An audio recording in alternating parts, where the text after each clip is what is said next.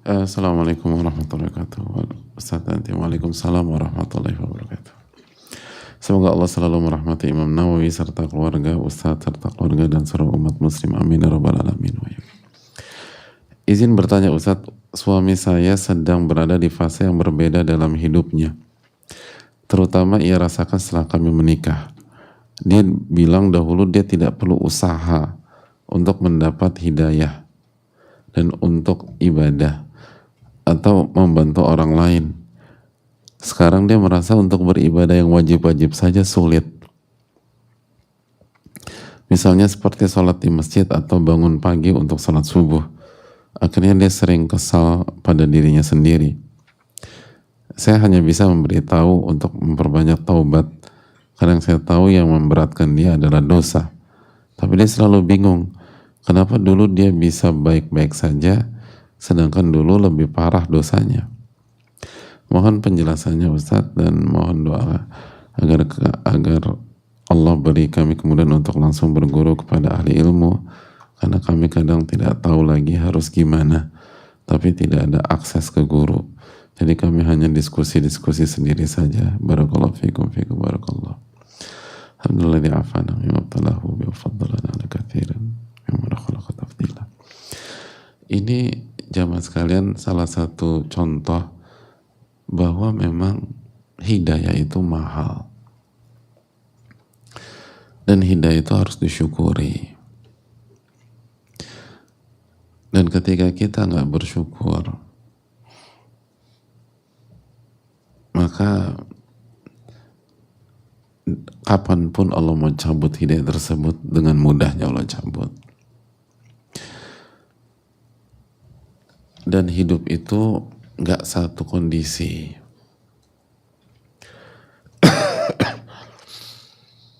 Jadi kalau kita dikasih kemudahan untuk ibadah hari ini, jangan sombong, jangan ujub, jangan merasa bahwa kondisi ini akan terus langgeng sampai kita wafat.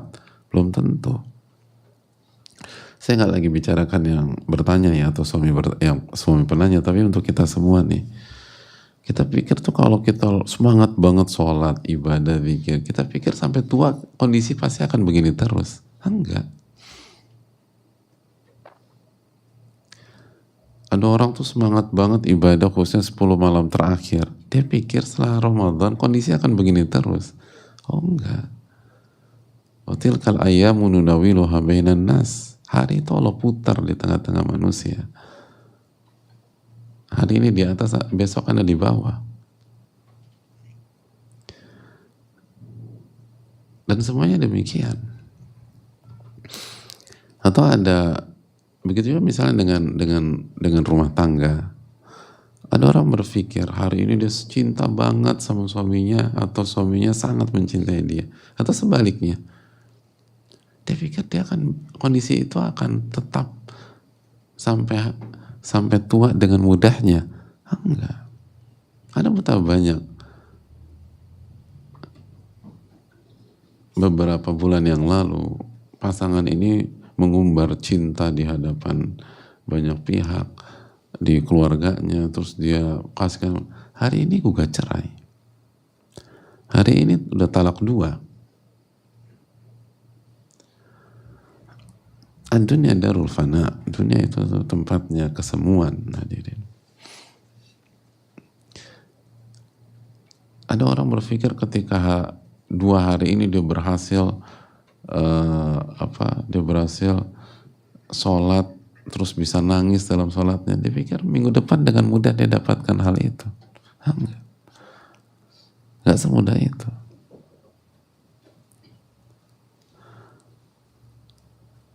Hari ini rajin datang ke kajian, dia pikir sampai tua saya akan rajin datang ke kajian. Nggak sesimpel itu. Ada banyak orang tahun lalu semangat ikut kajian, duduk bareng kita, sekarang hilang udah, nggak ada lagi. Istiqomah itu susah, hadirin.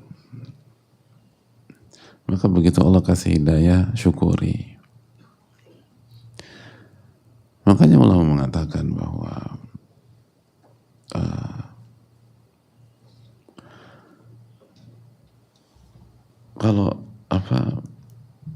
kunci hidup itu tuh bersyukur. Jadi misalnya suami kita atau kita suka bingung dulu, kenapa ya kok mudah padahal dosaku kayaknya lebih banyak, sekarang kok susah banget. Hadirin yang muliakan, coba cek dulu benar-benar kita syukuri apa tidak nikmat hidayah itu. Dan seringkali kan kita melihat dosa itu dosa-dosa zohir, kita seringkali lupa tentang dosa-dosa batin, nggak bersyukur. Ria, ujub misalnya, nggak gampang kok semua, nggak ada yang gampang.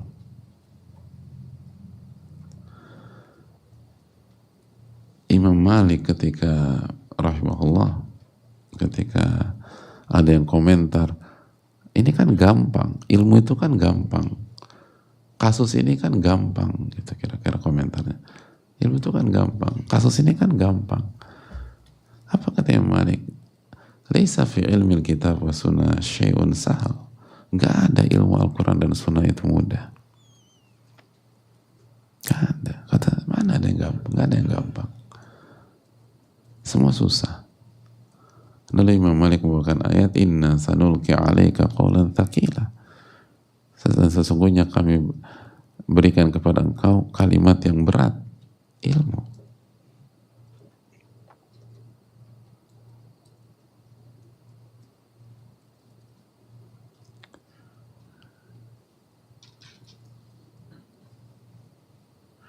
Itu poin. Jadi lihat para ulama itu mengerti hakikat hidayah, mengerti bobot dari hidayah taufik. Mereka nggak mengatakan sesuatu gampang, nggak gampang. Kecuali orang yang Allah mudahkan. Nah itu. Kalau ini mudah, mayoritas manusia dapat hidayah, hadirin. Kalau ini mudah, Fir'aun akan sholat, akan berzikir. Kalau ini mudah, Abu Lahab itu akan sujud kepada Allah semata. Mereka bukan orang-orang bodoh. Mereka bukan orang-orang idiot. Ini hal mahal, gak mudah. Hidayah, ilmu dan hidayah ini kan dikatakan para ulama, al ilmu idza a'taita kullak a'taka ba'dah. Ilmu itu kalau Anda kasih seluruh diri Anda, dia baru kasih sebagiannya. Lalu bagaimana dengan yang setengah-setengah?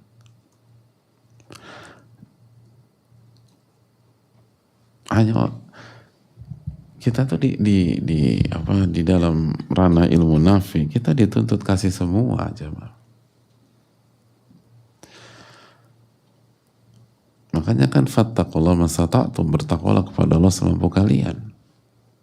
Semampu kalian. Semaksimal kalian gitu. Semampu kalian kan bukan semampu lo aja, kan bukan dengan konteks itu gitu loh. Kita kalau di dalam dunia pergaulan udah semampu lo aja, itu artinya ya nggak usah terlalu ngoyo atau gimana lah. Mastata'tum, semaksimum kalian. Anda bisa kasih 80%, jangan kasih 79%. Anda bisa kasih 85%, jangan kasih 84,9%. Anda bisa kasih 90%, jangan kasih 89,9%. Anda kasih 90%. Itu mastata'tum. Allah tuh minta semua. Itu yang susah. Sedangkan kita pelit. Kan selalu begitu. Manusia tuh kenapa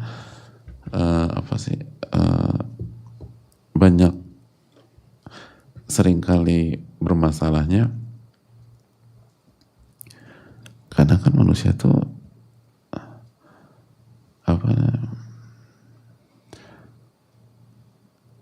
memang pelit manusia itu, kecuali yang dirahmati oleh Allah Subhanahu wa taala.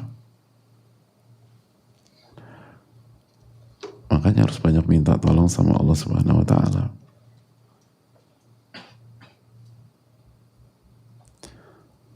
Harus banyak minta pertolongan kepada Allah Subhanahu wa taala.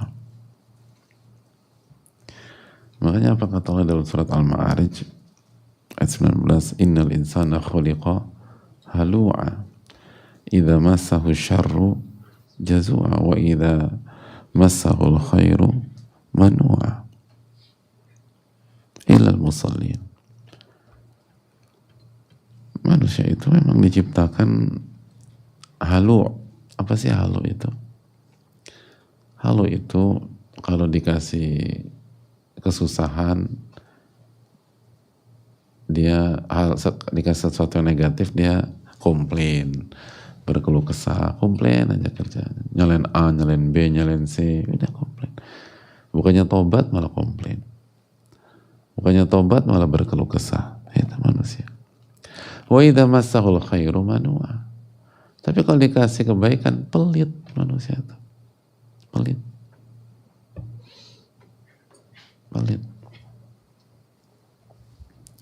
Nah itu manusia itu. Kata para ulama seperti Asadi, ini tabiat asli manusia begini. Gitu lah, pelit. Nggak bersyukur. Kan gitu. Kalau lagi banyak uang, pelit manusia itu. Makanya keliru orang bilang, pokoknya kalau aku jadi orang kaya, aku mau infak sedekah. Dia nggak ngerti kehidupan, dan dia nggak ngerti dirinya. Hidup tuh nggak demikian. Hidup itu justru semakin Anda punya uang, semakin potensi pelitnya besar.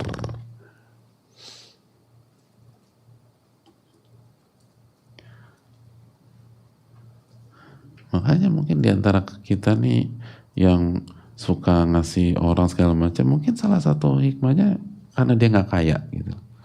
Kalau dia kaya belum tentu dia ngasih segitu.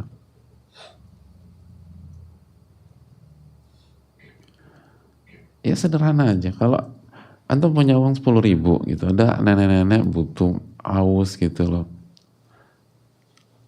Lalu kita kasih 5.000 ke nenek tersebut. Makasih ya, Dek, makasih ya. Anda kasih 5.000 itu berapa persen dari harta Anda? 50%. Simpel nggak sih? Ya nggak mudah, tapi ya masih oke lah. Tapi kalau Anda punya harta 50M, berani kasih nenek itu 25M? Nggak berani. Nggak berani. 50% kalau miskin enak ngomongnya. Tapi kalau jadi orang kaya, mikir. Anda punya 2 tambang, berani kasih nenek itu 1 tambang? Mana ada orang begitu? Nggak berani.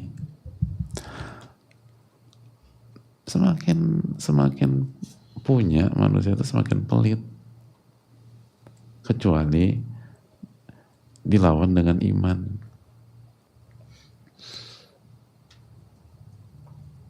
Ya sama. Itu kan punya harta. Kalau punya punya aset lain sama. Makanya yang cenderung malas itu kan yang Allah kasih tubuh yang sempurna. Ya itu pelitnya nggak mau gunain tuh potensinya. Malas gitu. Nanti capek, nanti ngeluh ini, ngeluh itu. Manusia tuh begitu. Oleh karena itu, jamaah yang Allah muliakan, coba evaluasi lah. Mari kita evaluasi diri kita sendiri. Sudahkah kita bersyukur terhadap apa yang Allah berikan kepada kita? Karena Allah janji, la in syakartum la azidannakum. Jika kalian bersyukur, aku akan tambah nikmat tersebut. Allah akan tambah. Dan hidayah itu nggak gratis. Setiap hidayah yang kita dapat itu ada tuntutan untuk bersyukur. sudahkah kita mensyukuri hal tersebut?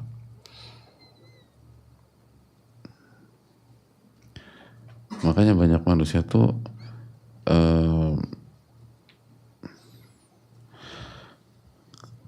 lebih fokus pada titik takut kehilangan sesuatu.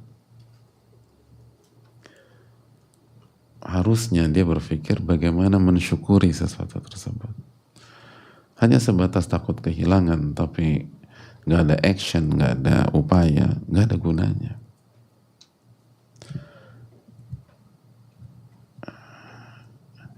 Pengikat nikmat itu adalah rasa syukur.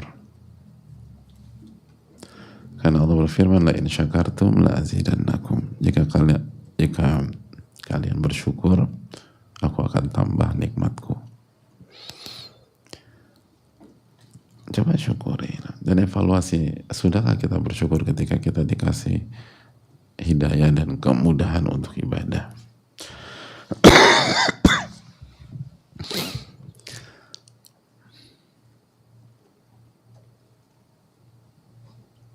Itu poin. Makanya kan kita diperintahkan Nabi SAW, al-barakatu ma'akabirikum, keberkahan bersama orang tua atau para senior. Kenapa salah satu maknanya? Karena orang gak akan berada di level senior, yang artinya dia sudah puluhan tahun berada di bidang tersebut, di level tertentu, di level tinggi misalnya. Itu nggak mungkin orang bisa sampai di titik itu kecuali dia sudah menjalani segala macam proses jungkir balik, aral dan rintangan, lalu ujian sana, ujian sini, lalu dengan taufik Allah dia bisa melewati itu dengan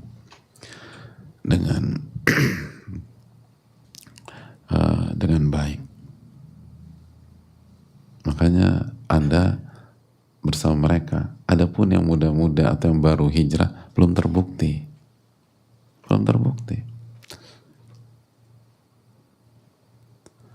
Adapun para senior, nggak mungkin orang berada di level tinggi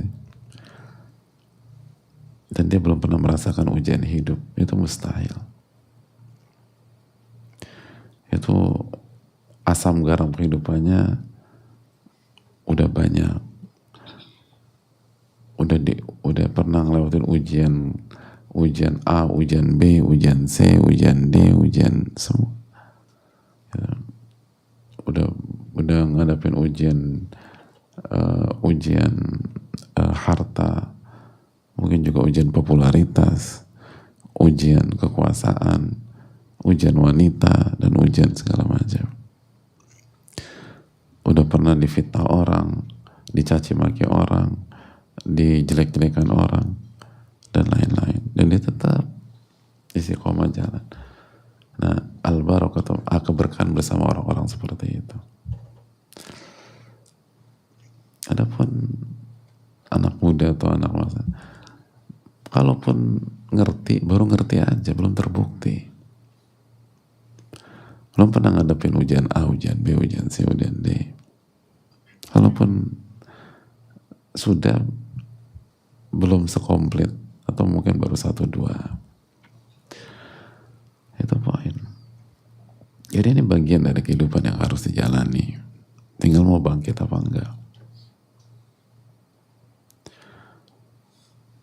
Mau memperbaiki dan kembali naik ke atas atau tidak. Allah Ta'ala alam bisawab. Dan sekali lagi, kehidupan itu berputar, jadi kita jangan hanya berpikir ketika kita ada di atas. Kita harus berpikir bagaimana ketika ujian itu datang. Ketika, contohnya dalam konteks ini, kalau kita lagi dikasih semangat ibadah, semangat berzikir, kesempatan belajar, maksimumkan baik-baik. Karena yakinlah ini gak akan selamanya. Akan ada kondisi futur dan seterusnya. Nah, kalau bekal kita kuat, maka kita akan bertahan dalam kondisi futur. konsep Nabi Yusuf. Ketika lagi 7 musim, persiapan dari sebelumnya. Begitu datang ujian, aman. Nah masalahnya, pas lagi semangat ibadah kita pas-pasan juga. Begitu datang kondisi down, kondisi di bawah, udah kita nggak punya modal untuk menghadapi itu semua dan hancur. Allah Ta'ala alam bisawab.